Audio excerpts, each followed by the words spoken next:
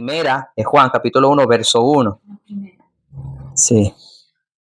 Dice, les anunciamos al que existe desde el principio, a quien hemos visto y oído. Lo vimos con nuestros propios ojos y lo tocamos con nuestras propias manos. Él es la palabra de vida.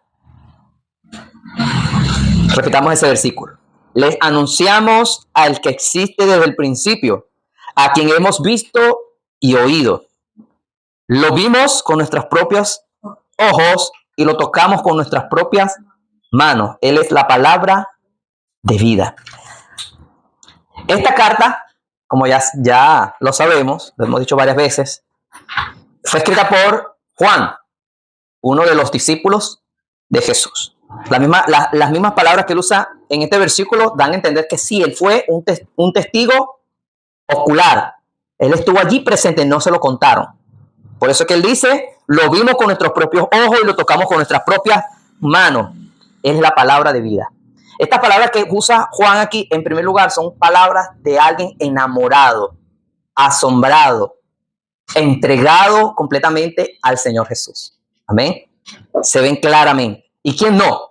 Dice la Biblia que en el Evangelio de Juan, el Evangelio que lleva su nombre, pero el Evangelio, no la carta, sino el Evangelio, dicen que Jesús lo amaba. Lo amaba. Jesús amaba a todos los discípulos porque lo dice el capítulo 13 de Juan. Dice, y Jesús los amó hasta el final, a todos. ¿Sí? Pero hace una mención especial acerca de Juan. Dice que en la cena, cuando el Señor dijo, de cierto les digo que entre ustedes está el que me va a vender. Entonces, Juan dice que estaba, ¿dónde? Recostado del pecho del Señor, ¿no? Es que las mesas en aquel tiempo no eran como las que nosotros tenemos. Al parecer las mesas eran sin sillas y las mesas eran bajas y las personas quedaban casi acostadas y era como que recostaban un brazo de la mesa y comían así. Entonces, posiblemente Juan seguramente estaba a mano derecha casi acostado del pecho del Señor. Mira, qué confianza le tenía Juan al Señor y qué amor tan profundo. ¿Sentía Juan en Jesús? Seguridad. ¿Sentía Juan en Jesús? Confianza tan extrema, ¿no? Y bueno, no es para menos. Él vio a Jesús hacer todo lo que hizo. Es Juan el que dice, Jesús no es cualquier profeta, Jesús no fue cualquier maestro, Jesús es la palabra de vida. Él dijo en su evangelio, dijo en el versículo 1, en el principio Jesucristo, al que vimos, al que anduvo con nosotros, él en el principio era la palabra. Y la palabra, él estaba con Dios. Y él era Dios en la eternidad. Mira que su evangelio trasciende más allá, más que un evangelio histórico que nos relata todo lo que es el acontecimiento de Jesús, pero va más allá. Su teología va a donde tiene que ir, a demostrar de que Jesús es Dios. Entonces, cuando Juan se apegaba a Jesús, cuando Juan estaba cerca de él, era porque él sabía que estaba cerca del mismo Dios hecho hombre, hecho carne. Amén. Entonces, en su carta, él dice, les anunciamos al que vimos, al que tocamos. Él es la palabra de vida. Juan sabía que cuando un creyente conoce a profundidad a Jesucristo, se entrega, su vida es otra. Su vida es otra. Juan, como todos los apóstoles, estaba interesado en que los creyentes crecieran en su conocimiento, entendieran exactamente quién es Jesucristo, su deidad, la deidad de nuestro Señor Jesucristo, su humanidad. Los apóstoles, yo creo que ellos desde el comienzo de su ministerio trabajaron, se esforzaron para que los creyentes crecieran en un conocimiento profundo, no meramente humano, solamente humano, sino profundo de la persona de nuestro Señor Jesucristo. Y es el mensaje de hoy, hermano. El mensaje de hoy es el llamado a conocer cada vez más a Jesús. Hoy más que nunca tenemos todos los medios para conocer a profundidad a nuestro Dios y Salvador Jesucristo. Ya nosotros no podemos pensar que Jesús solamente fue un hombre que existió, porque eso lo piensan y lo creen las personas. Mi hijo es uno que piensa de que sí, Jesús, ayer me dijo, Jesús existió, ¿sí? dando a entender de que sí, fue una persona más, pero no como lo relata el Evangelio. Yo creo que los evangelios sobrevaloran a Jesús. Es lo que la gente piensa. De hecho, usted busca en internet y va a encontrar muchos historiadores, filósofos que dicen de que los evangelios son una caricatura o una película de ficción.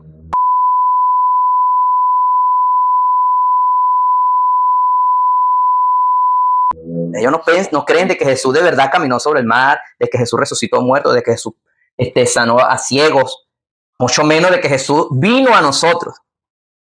¿Sí? Ningún ser humano vino a la tierra.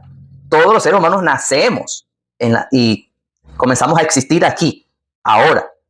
Pero Jesús no, Jesús es por la eternidad y vino a nosotros. Él lo enfatizó muchísimas veces. Entonces nosotros, hermanos, debemos ya madurar en estas cosas, ¿verdad? Porque es el llamado que el Señor nos hace. Vamos por favor a leer, ¿verdad? Capítulo 1, verso 1.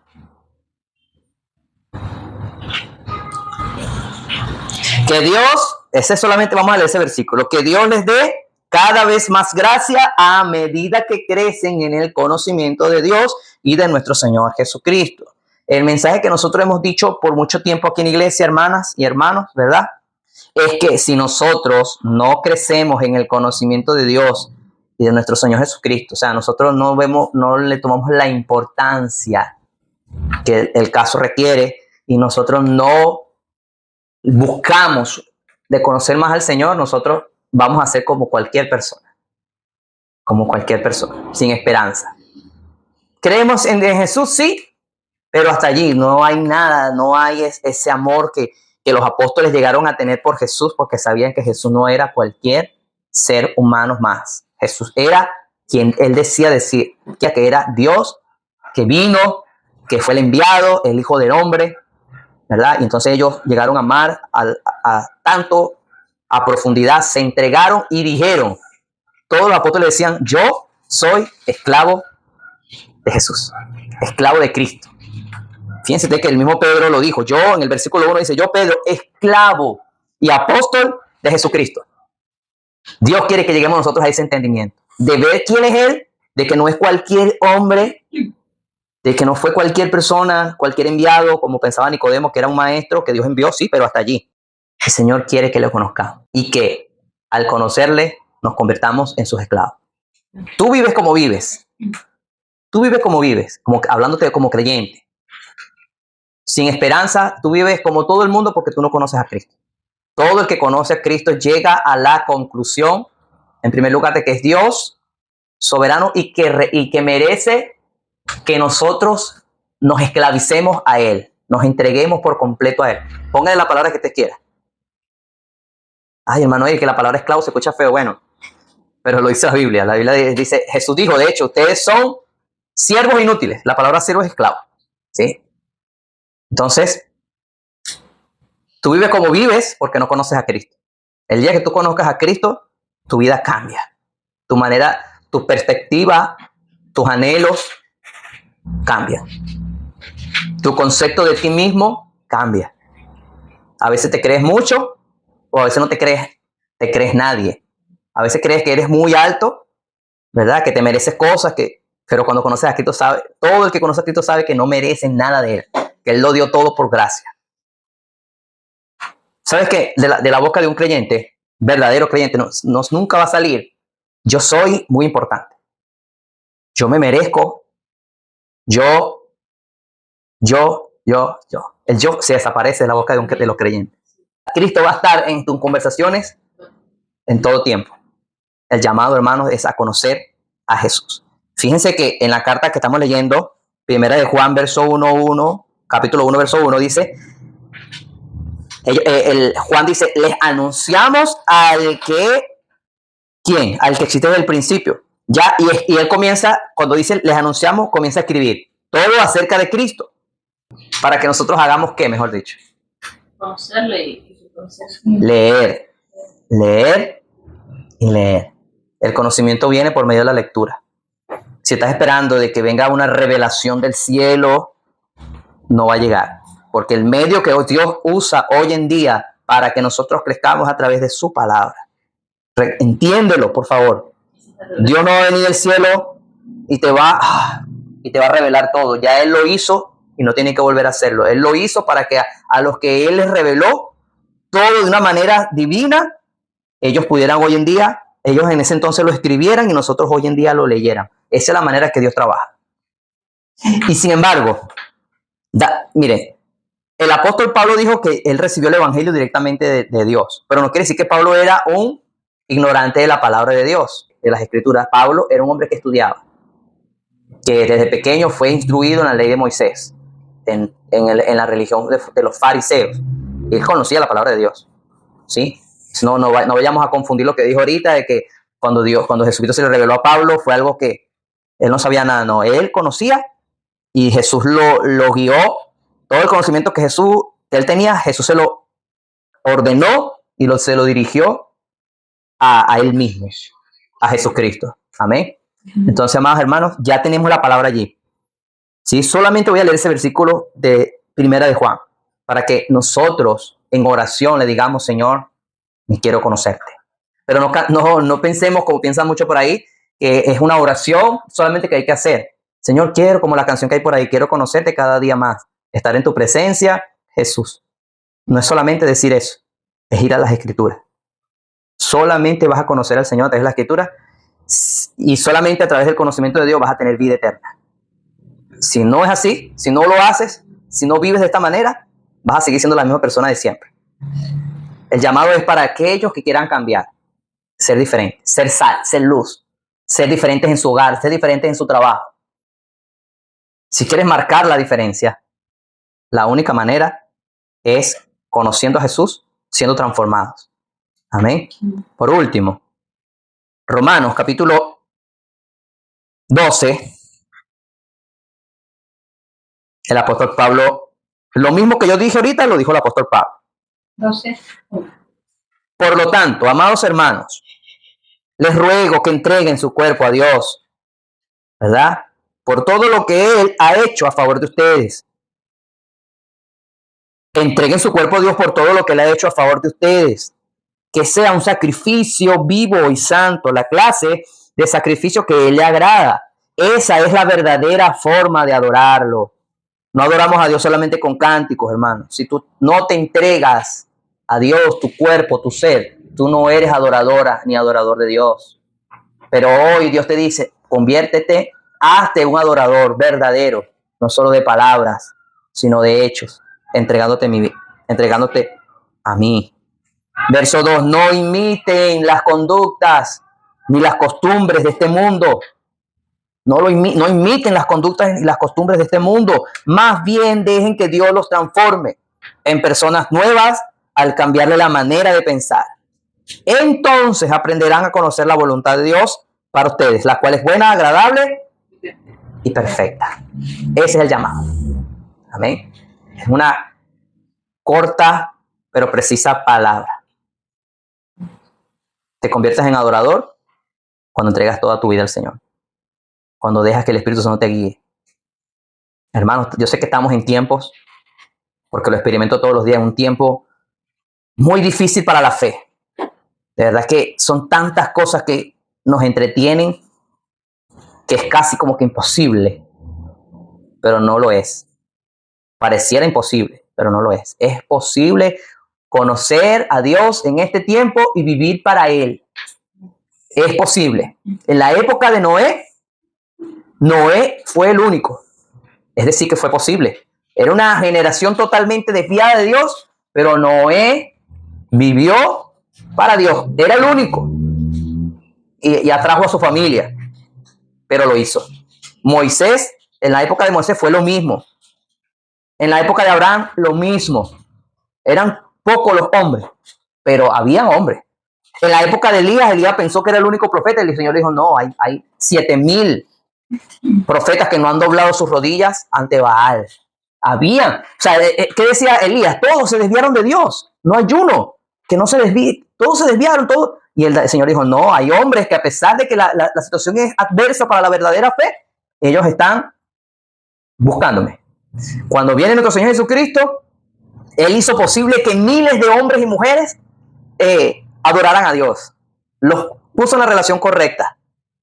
Luego nuestro Señor Jesucristo asciende y pareciera que después que Jesucristo asciende y la iglesia avanza con los años, como que volvió a mermar la fe.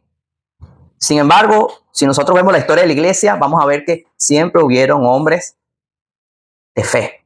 En la época de Martín Lutero, la iglesia se había pervertido totalmente, la iglesia católica, pero se levantó un hombre. ¿Sí ves? Hoy en día sucede lo mismo. Hoy en día sucede lo mismo. Hoy en día puede suceder lo mismo. No digas, ay, nadie va a la iglesia o a la verdadera iglesia. Y ya, como que, pues, yo como que no lo hagas. Entrégate al Señor. Recuerda que el Señor dijo, el que perseverare hasta el fin. Hablando de manera, para cada creyente, de manera individual. Dios, somos un parte de un pueblo, pero la salvación es de manera personal. Dios es un Dios para nosotros personal.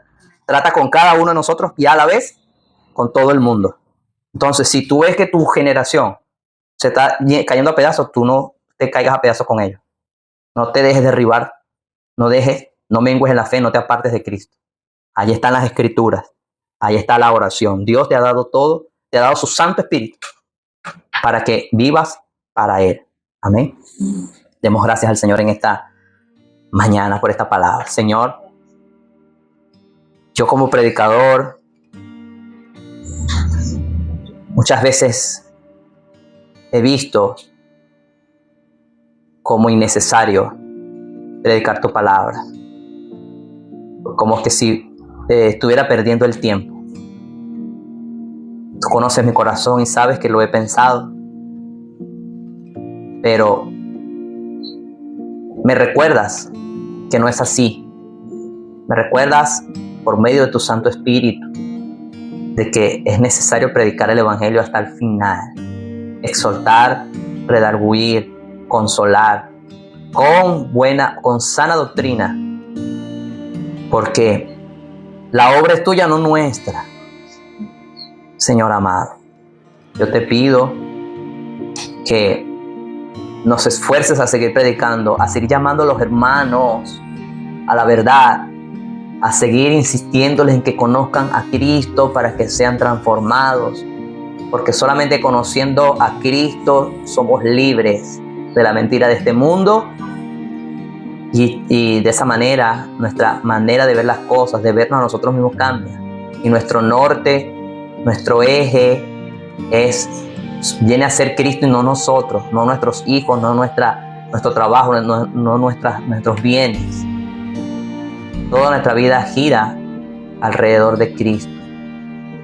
Pero es solo cuando le conocemos. Oro por la iglesia para que entienda estas cosas, Señor. Solo tú puedes abrir nuestras mentes en estos tiempos tan difíciles, tiempos donde ha aumentado el pecado cada vez más. Señor amado, solo tú puedes hacer posible que la iglesia, cada creyente, sea santificado y preparado para tu venida. Porque le pertenecemos a Cristo, oramos en esta mañana. Amén. Amén. El Señor les bendiga, hermanos.